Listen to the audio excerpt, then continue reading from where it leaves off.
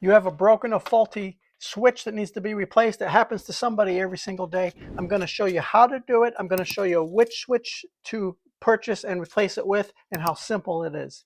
I'm also going to show you a little secret about reading the switches so you know which type you're looking at literally by just reading it. Okay, this is absolutely a do-it-yourself job. You don't need to call an electrician for switching out broken and defective switches. Now, I know when you go to the home improvement store, it looks awful confusing. Look at how many choices there is. That's ridiculous. Generally speaking, they will be laid out from cheapest to most expensive. Now, when you start with the cheapest, this one is 97 cents. This one is $4. What's the difference?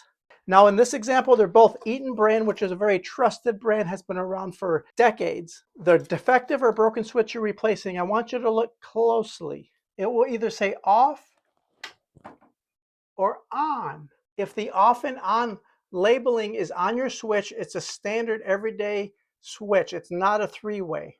Compare it to this one. This one is smooth. There's no printing on it. That's a 3 or 4-way switch. We're talking about replacing standard everyday switches. Okay, of course, turn off the power before working on any electrical switches. Simply remove the cover plate. It doesn't matter if you have a single broken switch or a bank of switches like this. On the inside, they're all individual. You'll see that. Okay, the one that's broken here is the left side, so we're going to leave these two intact. These do happen to be 3-way switches, so they control one or more light fixture with one or more switch. It's a standard number 2 Phillips screw. You really don't need anything more fancy than this. Like I was saying earlier, this is perfect for a beginner. In some ways, it's actually much simpler than an outlet because you don't have to mess with the neutral wires. It literally only switches the hot black live wire right there. So you don't have to know what all that mess of wires does. You're only going to concern yourself with the current wiring. Okay, this original installer used the backstabbing method. Today we're going to use the more secure screw method. So I was able to just pull that one out. Let's see if I can just pull this one out. Okay, that's the broken one. If you do end up replacing a 3-way switch, it is a little bit more complex because you have an extra conductor wire in there, but just simply take a picture of the wiring when you remove it and you'll be able to install the new one without a problem. This one is 90 cents. This one is $4. What's the difference? Well, if you look closely, you're seeing that this one is twice the width, and I can feel it. It's about twice the weight as the cheap one. Now, this is very thin, cheap plastic. Would you want anything 90 cents in your house? Probably not. So I would say as long as you're going through all the trouble to locate your tools, turn off the power, replacing your broken switch, go ahead and upgrade to this heavy-duty residential / commercial switch. It's $4. It will last longer. It's built more solid. Now, there are premium switches that even cost more than this, but that's for heavy industrial use and heavy commercial. For residential, this will be perfect and last many decades. On a switch, you have the grounding screw there in green, and the 2 gold screws is where the connections will be, the 2 black wires that we're switching either on or off. Now, in a switch, it's actually simpler than an outlet because the neutrals will already be bonded together in the box, and we're only switching the 2 hot wires.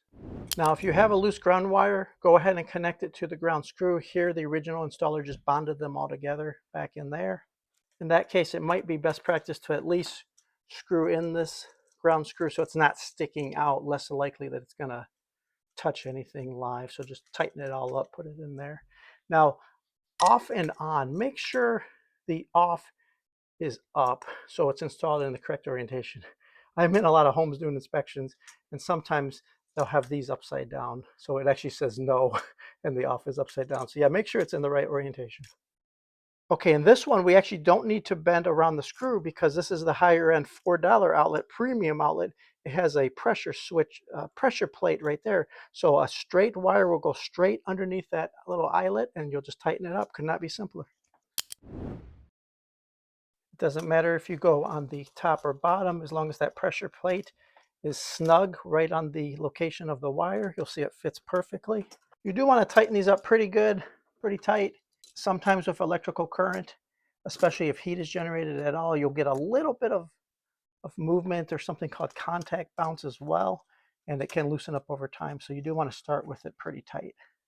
Okay, there, you've done it. You've connected the 2 hot wires with the on-off switch, and you're ready to just assemble it back in the box.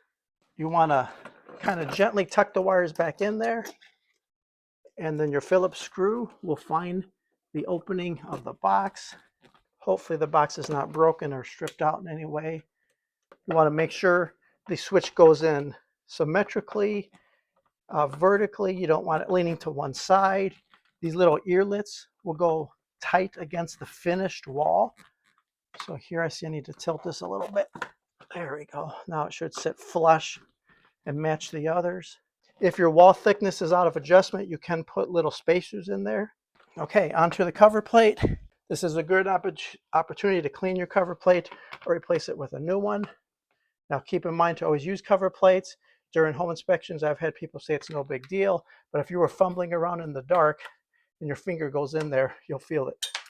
Okay, this cover plate needs to be cleaned or replaced. It's been through too many years. Now the finished screws, some people actually have an opinion on the direction of the finished screws. It doesn't matter if they're all the same direction or not. It really doesn't matter as long as your cover plate is tight. Okay, now go ahead and turn on the power and test your new switch.